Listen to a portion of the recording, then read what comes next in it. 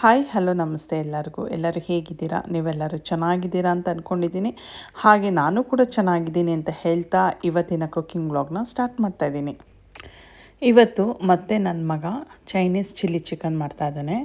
ತುಂಬ ರುಚಿಯಾಗಿತ್ತು. ಬನ್ನಿ ಅವನು ಯಾವ ಥರ ಮಾಡ್ತಾನೆ ಅಂತ ಒಂದು ಸಲ ಎಲ್ಲ ಡೀಟೇಲಾಗಿ ನೋಡ್ಕೊಂಡು ಬಂದುಬಿಡೋಣ.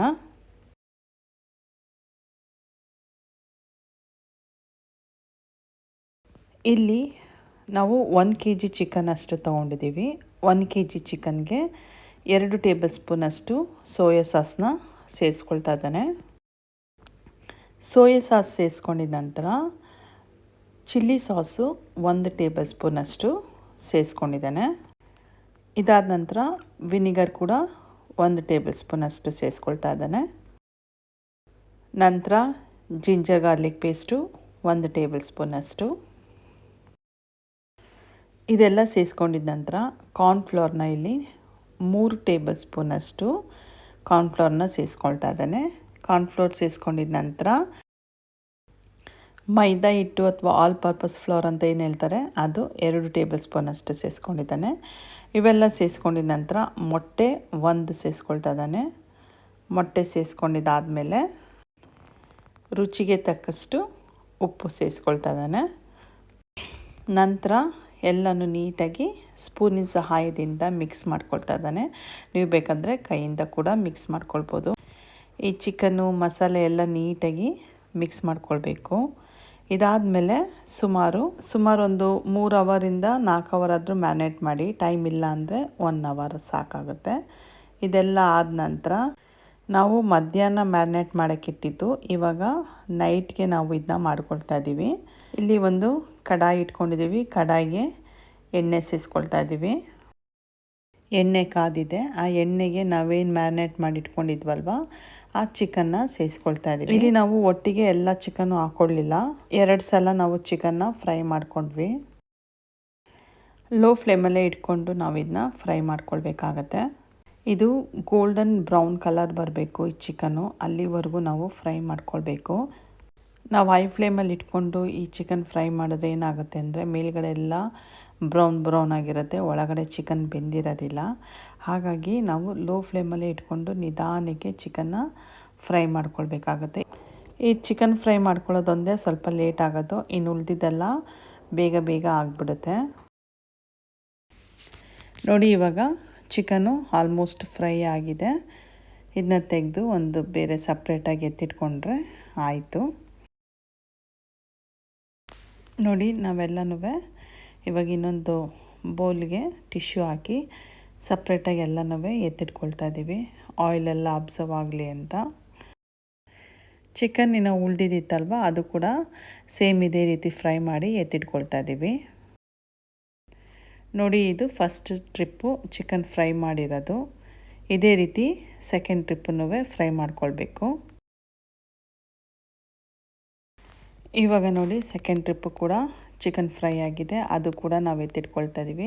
ಇವಾಗ ಚಿಕನ್ ಎಲ್ಲ ಫ್ರೈ ಮಾಡಿದ್ದಾಯಿತು. ಇವಾಗ ಸೇಮ್ ಬಾಣಲಿಗೆ ಎಷ್ಟು ಎಣ್ಣೆ ಇತ್ತೋ ಅಷ್ಟೇ ಎಣ್ಣೆಗೆ ಹಸಿಮೆಣ್ಸಿನ್ಕಾಯಿನ ಸೇರಿಸ್ಕೊಳ್ತಾ ಇದ್ದೀವಿ. ನಾವಿಲ್ಲಿ ಕೆಂಪು ಮೆಣ್ಸಿನ್ಕಾಯಿನ ಸೇರಿಸ್ಕೊಂಡಿದ್ದೀವಿ. ನೀವು ಬೇಕಂದರೆ ಗ್ರೀನ್ ಕಲರ್ ಇರೋ ಮೆಣ್ಸಿನ್ಕಾಯಿ ಕೂಡ ಸೇರಿಸ್ಕೊಳ್ಬೋದು.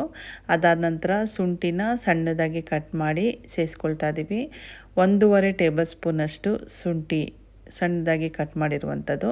ಅದೇ ಥರ ಬೆಳ್ಳುಳ್ಳಿ ಕೂಡ ಸಣ್ಣದಾಗಿ ಕಟ್ ಮಾಡಿ ಅದು ಕೂಡ 1ರಿಂದ 1.5 ಟೇಬಲ್ ಸ್ಪೂನಷ್ಟು ಸೇರಿಸ್ಕೊಂಡಿರುವಂಥದ್ದು.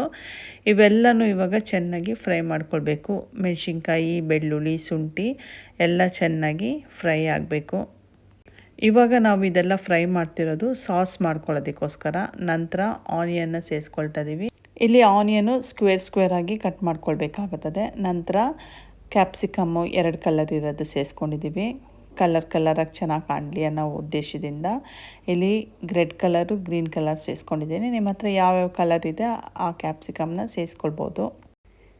ಇಲ್ಲಿ ಆನಿಯನ್ ಆಗಲಿ ಅಥವಾ ಕ್ಯಾಪ್ಸಿಕಮ್ ಆಗಲಿ ತುಂಬ ಫ್ರೈ ಮಾಡಬಾರ್ದು. ಒಂಥರ ರಾ ಆಗೇ ಇರಬೇಕು, ಅಂದರೆ ಹಸಿಯಾಗೇ ಇರಬೇಕಿದು. ಸ್ವಲ್ಪ ಫ್ರೈ ಆಗ್ತಿರುವಂಗೆ ಇವಾಗ ಸೋಯಾ ಸಾಸನ್ನ ಸೇರಿಸ್ಕೊಳ್ತಾ ಇದ್ದಾನೆ. ಇದು ಲೈಟ್ ಸೋಯಾ ಸಾಸು, ಇದರಲ್ಲಿ ಸಾಲ್ಟ್ ಇರೋದಿಲ್ಲ ಜಾಸ್ತಿ. ಸೋಯಾ ಸಾಸ್ ಸೇರಿಸ್ಕೊಂಡಿದ ನಂತರ ರೆಡ್ ಚಿಲ್ಲಿ ಸಾಸ್ನ ಸೇರಿಸ್ಕೊಳ್ತಾ ಇದ್ದಾನೆ. ನಿಮ್ಮ ಖಾರಕ್ಕೆ ಎಷ್ಟು ಬೇಕೋ ಅಷ್ಟು ಸೇರಿಸ್ಕೊಳ್ಳಿ. ಖಾರ ಕಮ್ಮಿ ಬೇಕು ಅಂದರೆ ಕಮ್ಮಿ ಸೇರಿಸ್ಕೊಳ್ಳಿ, ಜಾಸ್ತಿ ಬೇಕು ಅನ್ನೋದಾದರೆ ಜಾಸ್ತಿ ಸೇರಿಸ್ಕೊಳ್ಳಿ. ಇದಾದ ನಂತರ ಟೊಮೊಟೊ ಕೆಚಪ್ ಸೇರಿಸ್ಕೊಳ್ತಾ ಇದ್ದಾನೆ. ನಂತರ ಒಂದು ಸಲ ಎಲ್ಲ ನೀಟಾಗಿ ಮಿಕ್ಸ್ ಮಾಡ್ಕೊಳ್ಬೇಕು. ಇದಾದ ನಂತರ ವಿನಿಗರು 1 ಟೇಬಲ್ ಸ್ಪೂನಷ್ಟು ವಿನಿಗರ್ನ ಸೇರಿಸ್ಕೊಂಡಿದ್ದಾನೆ.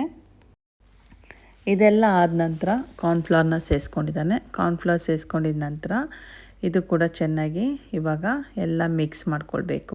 ನಿಮಗಿನ್ನೂ ಸಾಸ್ ಟೆಕ್ಸ್ಚರ್ ಬೇಕು ಅನ್ನೋದಾದರೆ ಇನ್ನೊಂದು ಸ್ವಲ್ಪ ಕಾರ್ನ್ಫ್ಲವರ್ನ ಸೇರಿಸ್ಕೊಳ್ಬೋದು. ಇದೆಲ್ಲ ಆದ ನಂತರ ಲಾಸ್ಟಲ್ಲಿ ಇವಾಗ ಚಿಕನ್ನ ಫ್ರೈ ಮಾಡಿ ಇಟ್ಕೊಂಡಿದ್ವಲ್ವ, ಆ ಚಿಕನ್ನ ಸೇರಿಸ್ಕೊಳ್ತಾ ಇದ್ದೀವಿ. ಇವಾಗ ಚಿಕನ್ನೆಲ್ಲ ಸೇರಿಸಿದ ನಂತರ ಒಂದು ಸಲ ನೀಟಾಗಿ ಎಲ್ಲನೂ ಮಿಕ್ಸ್ ಮಾಡ್ಕೊಳ್ಬೇಕು. ನೋಡಿ ಎಷ್ಟು ಕಲರ್ಫುಲ್ಲಾಗಿ ಎಷ್ಟು ಚೆನ್ನಾಗಿ ಕಾಣಿಸ್ತಾ ಇದೆ ಅಂತ.